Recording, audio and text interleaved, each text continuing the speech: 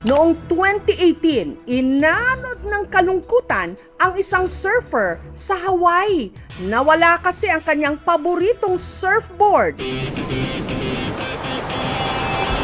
Ito ang pangarap ng maraming surfers. Makipaglaro sa mga alon sa surfing capital of the world, Hawaii.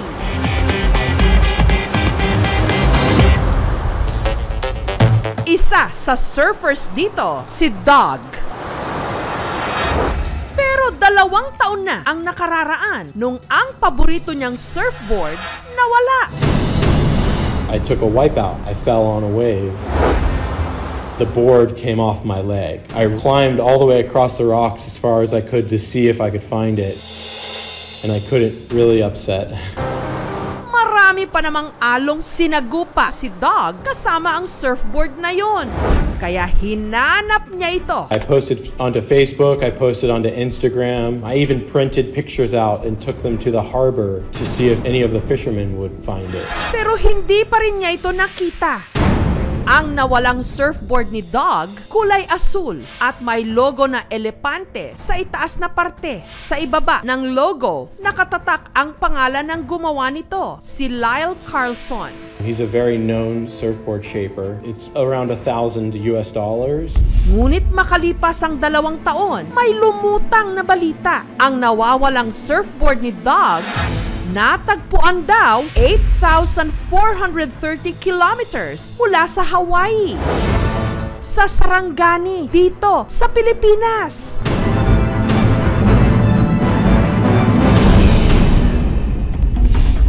Ang nakapulot daw nito, ang mangingisdang si Abdul. Nagat kami noon panahon na yan. Pagdalang yung spot ko, nakita ko yung surfboard. Sabi ko, hindi pala bangka to, laruan pala to. Kinuha namin. Maayos naman siya. Ang surfboard, ibinenta ng mangingisda kay Teacher Jovan. Nung 3 weeks ago, nilapitan niya po ako kasi nagustuhan ko yung surfboard niya. Bininta niya sa akin ng 2,000 po. Gusto ko po talagang matuto na mag-surf.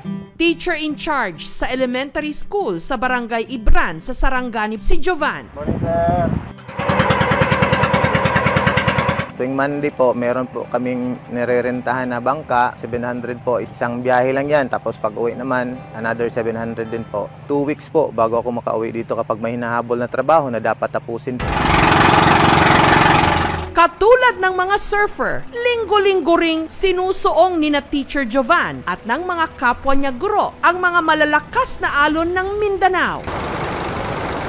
Naranasan po namin na makasagupa kami ng mga malalaking alon po. Sinasanay na rin po. Minsan po ay muntik nang makulog yung bangka. Naba sila internet access. Taong 2010, nadistino sila ng kanyang asawa na isa ring guro dito sa Balut Island habang ang 2 nilang anak naiwan sa Davao. Talagang sakripisyo po kasi nagtuturo kami sa mga kabataan, ngunit yung sariling anak namin ay hindi namin natuturuan. Kapag nagkakasakit yung anak tapos hindi ka makapunta, talagang mabigat dalhin sa kalooban.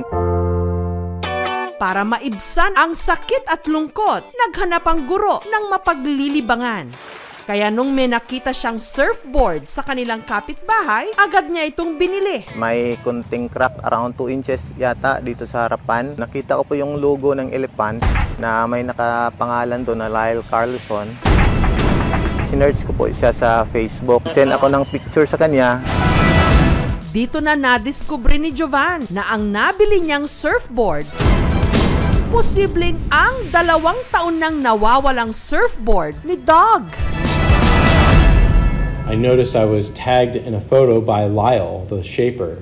I saw one photo of my board in a dark room, and I looked at it really closely, and I could almost not believe it. May nag-add friend sa akin na Doug Falter. Doon nag-umpisa po yung mahabang conversation namin. I wasn't 100% certain.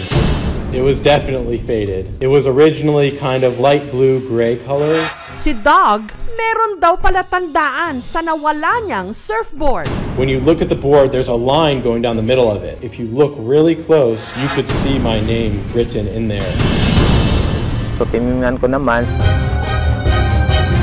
Si Doug mula Hawaii, meron daw palatandaan sa 2 taon na niyang nawawalang surfboard. When you look at the board, there's a line going down the middle of it. If you look really close, you could see my name written in there. So tinignan ko naman, andun talaga yung pangalan niya na Dog Palters na sa likod. Kumpirmado! Ito na nga ang nawawalang surfboard ni Dog of Hawaii. Ang distansya ng pagitan ng Balut Island, Philippines at Hawaii, USA, kung iahambing natin sa pagbiyahe sa lupa, aabot sa halos 10 beses pabalik-balik sa lawag at sursugon ang nilakbay ng surfboard. Ang biyahe nito ay aabot ng 15 araw. Yan ay kung kalmado ang dagat. Hindi lahat ng binibitawan sa Hawaii pupunta sa Pilipinas. I was honestly relieved because I didn't know what happened to my board. Now I know, and it's actually pretty amazing. Lungkot po ako kasi nagustuhan ko yung surfboard niya kasi habang lumalaki yung mga anak ko, kung sakaling gusto nila ng ganitong sports ay meron akong maibigay sa kanila. Ang tanong, ipababalik ba ni Dog ang kanyang surfboard all the way to Hawaii? Ibibigay naman ba ito ni Jovan? Sa kauna-unahang pagkakataon, nag-video call ang dalawa. Hi, Sir Do. How's it going? I'm so happy to see you here in Zoom. Oh, it's crazy. The board was gone for so long. It's kind of like shocking to see it. Will you get that surfboard back in Hawaii? It would be amazing. It would be incredible to have the board back. I would keep it on the wall. I wouldn't use it. But if he wants it, he can have it. I'm okay with that. I think he should use it. Siyempre po, unang-una po nagpapasalamat po ako kay Sir Do na Dog na ganun po yung gusto niya na matuto din akong magsusurf at saka yung mga kabataan doon sa lugar namin.